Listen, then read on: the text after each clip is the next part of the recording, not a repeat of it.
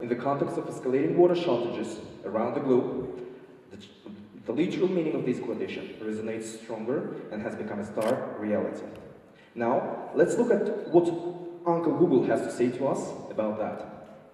So here we will use the Ngram viewer, that is, just to explore when and how many times were the words related to water shortage or any other buzzwords that appear these days in media appear in digitalized text around, during the humanity.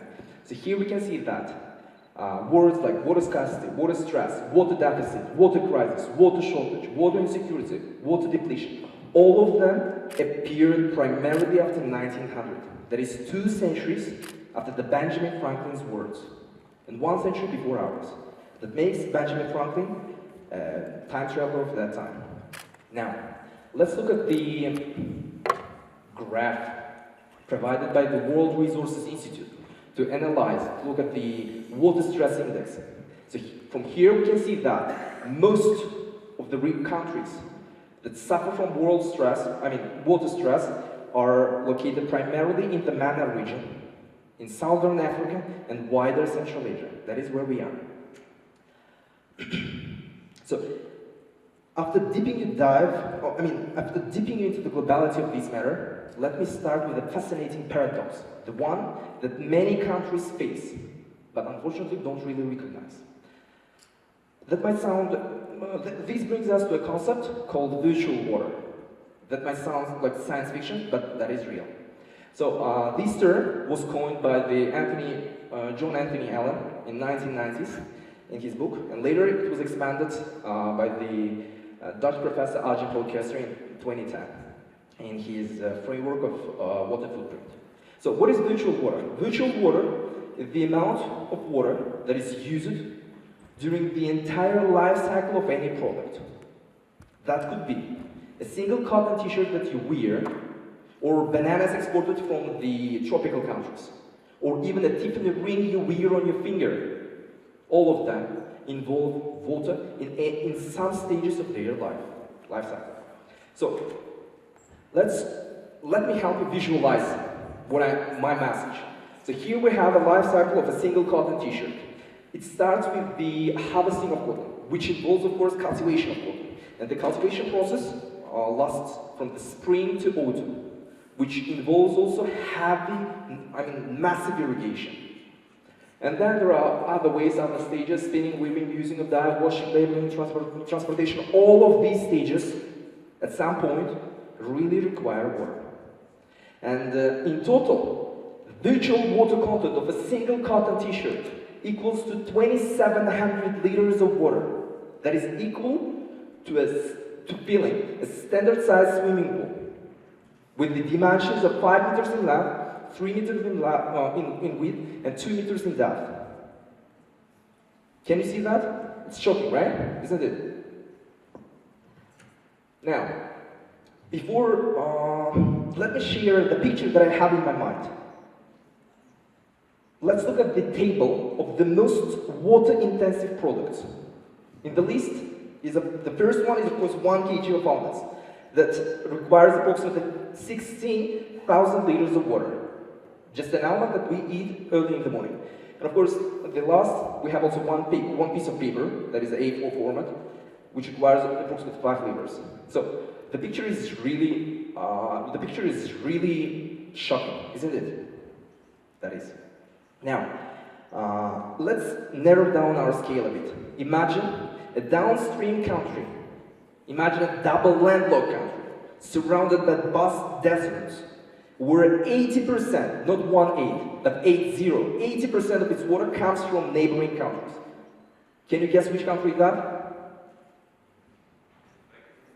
Uzbekistan, for sure.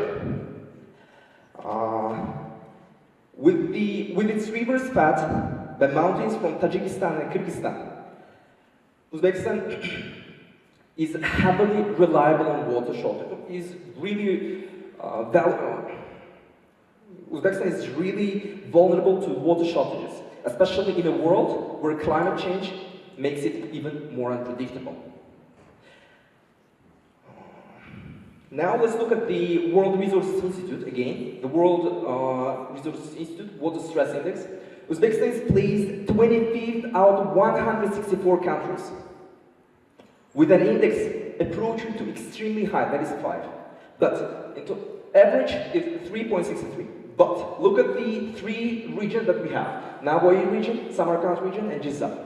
If you can see, their indicator of these regions is approaching to the index of 5.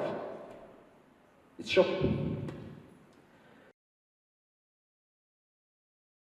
Now, let me share with you the list of, here comes up a question, what are non-water intensive products? Well, all of them involve water, but there is a list that requires the least amount. There are many, by the way.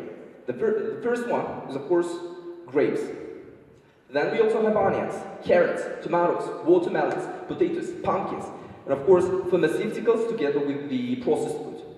Where raw materials could be exported from other countries, processed locally, and then sold abroad with a higher value, as a high added value products. So, as a high value added products. When I'm talking about as a high value added products, so let me explain you the picture that I have in my mind. Here we have an economic efficiency of raw and processed food tomatoes.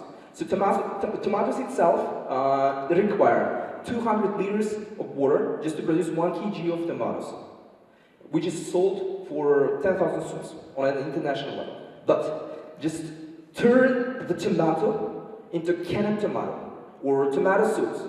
It can generate up to 600,000 sols on an international market. Did you get the message? I really hope. So the same applies to other products here, tomatoes, carrots, pickled onions, and potato crisps. All of them could be done better, with the better efficiency. So now, a funny fact about Uzbekistan, by the way. Did you know that Uzbekistan ranks 6th globally around the world, that means?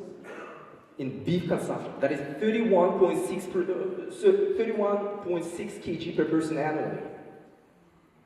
In my research, I suggested to import beef products from other countries, countries which are more abundant in water, which are rich in water. And the production of meat products is less water intensive. And the funny question, another question for you, to you all, by the way. Do you know what was the greatest share in Uzbekistan's export structure in 2023? Can you guess? Based on the, of course, table.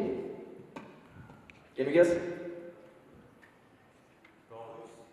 Gold. Uzbekistan exported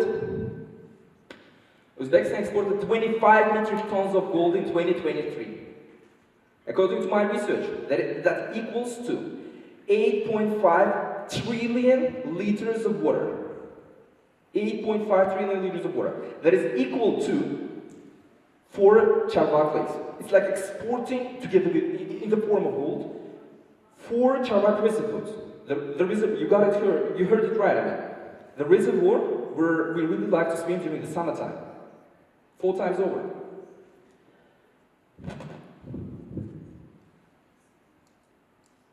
So, this is real. Virtual water is not virtual. It is real. We need to think bigger. By calculating water footprint, countries can strategically shift into water-wise economies. And just imagine if we could import the rice and beef from other countries rather than producing them ourselves in our country. That is much better picture. Well, overall, the message that I wanted to hear, let's return to Benjamin Franklin's words. When the well is dry, we know the worth of water. My hope is that we don't wait until our wells run dry. By rethinking how we use water today, we can build a future where countries thrive, not just survive. Thank you.